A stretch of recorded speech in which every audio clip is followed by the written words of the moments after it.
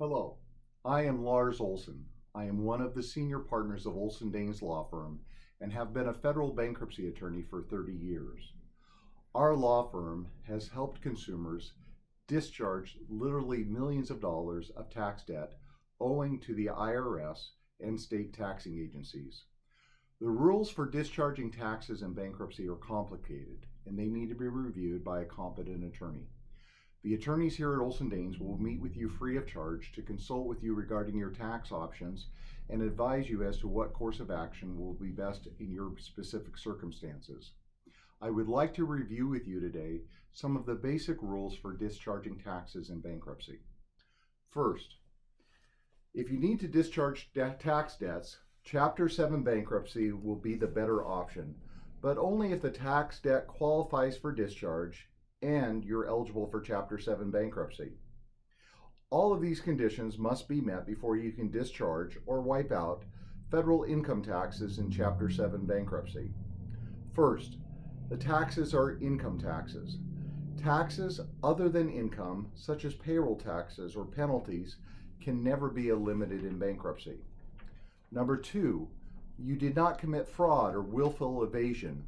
If you filed a fraudulent tax return or otherwise willfully attempted to evade paying taxes, such as using a false Social Security number on your tax return, bankruptcy can't help. Number three, the debt is at least 3 years old. The tax return must have been originally due at least 3 years before filing for bankruptcy. Number four, you filed a tax return. You must have filed the tax return for the debt you wish to discharge at least 2 years before filing for bankruptcy. In most courts, if you file a late return, meaning your extensions have expired and the IRS filed a substitute return on your behalf, you have not filed a quote return and cannot discharge the tax. In some courts, you can discharge tax debt that is subject of a late return as long as you meet the other criteria. Finally, you pass the 240-day rule. The IRS must have assessed the income tax at least 240 days before you file your bankruptcy petition, or not all of the tax debt may be wiped out in bankruptcy. Some jurisdictions have additional requirements too. For instance, in the Ninth Circuit, you must file your tax return in a timely fashion. Filing late precludes a discharge automatically. And also, in Chapter 7, if you paid off a non-dischargeable tax debt using a credit card, the credit card balance will be non-dischargeable debt. Finally, I would like to mention Chapter 13.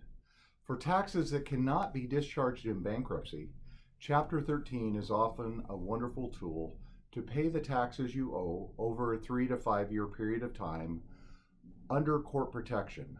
This means that the IRS or other taxing agencies cannot garnish your wages or put liens or levies on your bank accounts or property.